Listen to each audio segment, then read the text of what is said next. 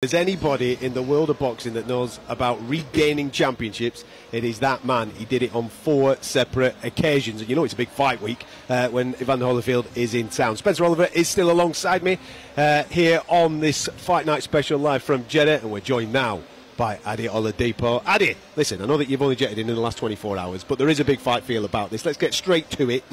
Rematches. Yeah. Immediate rematches in particular. They don't normally tend to differ from the first result. Sometimes they go a little bit quicker in the favour of the person that won the first fight. But there has been occasions in history where the loser of the first fight has managed to overturn it. I've been doing a bit of due diligence, and I'm sure that people now listening to the show are going to come at me and they're going to say, you got that wrong, you've missed this one, X, Y, and Z. I've calculated 5 times in the heavyweight division. So back in 1960, we had Patterson versus Johansson. That was overturned for the second fight. Ali versus Spinks. Ali lost the first fight, won the second fight, became a 3-time world champion. Talk about that more a little bit later on. We've already spoken about Holyfield and Bowe, turning that around in the 90s. Lewis versus Rackman. That was an immediate rematch as well. And then, of course, AJ's already done this. He's done this against Ruiz in an immediate rematch.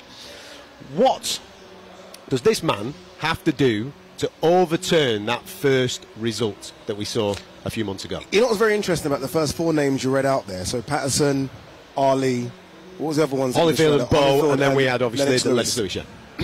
Arguably 4 of the top 5 heavyweights of all time. That's what they are able to overturn it, because these are guys that just have what it takes. You're talking the best of the best here. Absolutely. Can AJ overturn it? He can. He can. You know, I watched the second fight, sorry, the first fight back, and it's funny, you look at the punch stats, the last 4 rounds, AJ's punch stats actually go up.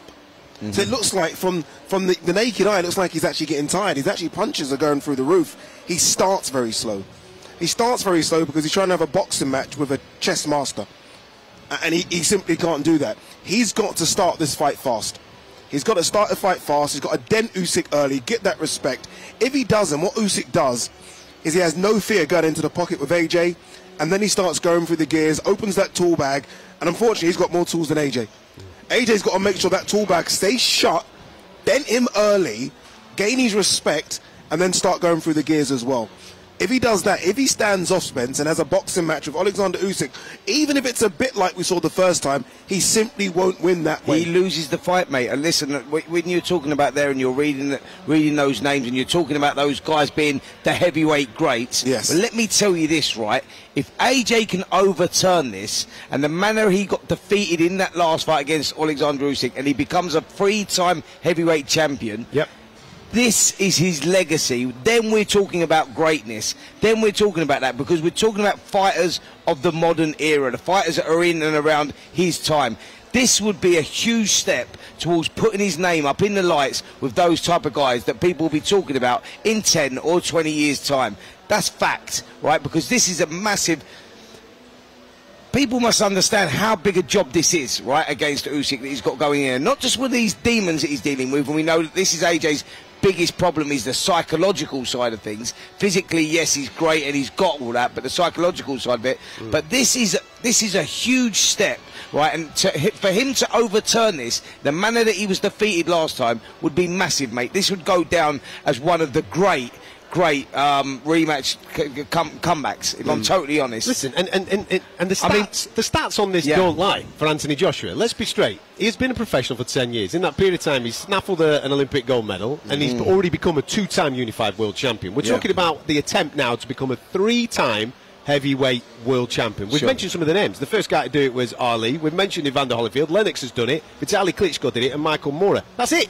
In the history of boxing. So when we're talking about all-time greats, that's what stands in front of Anthony Joshua. He's got a tough task at it. Don't get me wrong. He's got a tough task because he's got the pound-for-pound #1 in my eyes. I think Alexander Usyk is just that good. But no, Alexander Usyk, I think we've almost made him out to be the second coming of Muhammad Ali. He can get hit. I've seen his fights, I've been watching his fights, I've been doing some research. You can tag him. He's 35 years of age as well. He's had a long amateur career. The legs start to go a bit. He starts to put on a bit more weight. Will that slow down his movement? AJ is the best athlete I've seen in my life. And I'm not just talking boxing, I'm talking any sport you want to bring him. I've been lucky enough to go to Sheffield. I've been lucky enough to go to Loughborough and see him. He is a machine. He needs to trust the gas tank. He needs to trust that he can take a crack on the whiskers as well. If he does, he's got a great chance. I'm not having AJ. I've asked a lot of people, a majority of people are saying AJ's going to lose. I want all those people to remember if he wins so he can get his flowers. Because everyone's acting like this is the biggest task of all time. It's a big task, but AJ's got the capabilities and the tools to pull it off. Ade, you're talking about putting fighters on a pedestal like Alexander Usyk, and yes, we have seen him looking mediocre before in fights, a little bit lackluster when he was boxing the likes of Derek Chisora, and not looking particularly impressive against Marius Bradus as well. He struggled in that fight as well. Bradus, you know, pushed him to the wire. He won on a split decision, but he knows how to up his game, and the reason I now put him on this pedestal, because going into the AJ fight, I had AJ an overwhelming favourite. Did you? I actually thought this could be embarrassing, boys. I thought, you know what, they're talking about this fight, the undisputed cruiserweight champion moving up. He ain't no Evander Holyfield. He ain't going to deal with it like Evander dealt with Riddick Bowe and other fighters like Mike Tyson. I thought, this guy's going to come up, he's going to feel the weight, the size, the power of Joshua, and I think actually, I'm not going to say this publicly because in case I do get embarrassed, this was at the time, I'm thinking he might blow him away in a round or two. Joshua might hit him and he might just crumble. Well, actually, I did, yeah. I truly believed it. I know there's a lot of people out there that just thought this is a joke. AJ's too big, his size too much. Usyk's not looked particularly good, and we go off the Derek Chisora fight. I thought Derek Chisora was catching him regularly, and I thought if AJ gets him like that, he's going to sleep. That's why I put him on a pedestal right now, because of the manner that he dealt with AJ, and he sat in the pocket sometimes, and he beat AJ at what AJ does best. Come on, man. You got to put this geezer's gone up in my estimation massively. Tough task. You talked about AJ getting his flowers. I want you to consider this. I don't want you to answer it straight away. I want you to think about it, and we'll come back after the break, and you can obviously get stuck into this, because I asked it, Gareth and Andy, a little earlier on the week. If Anthony Joshua beats Alexander Usyk, is it a bigger and better win than anything Tyson Fury has done so far in his professional career? Consider it. Think about it, and we'll come back to it in a minute.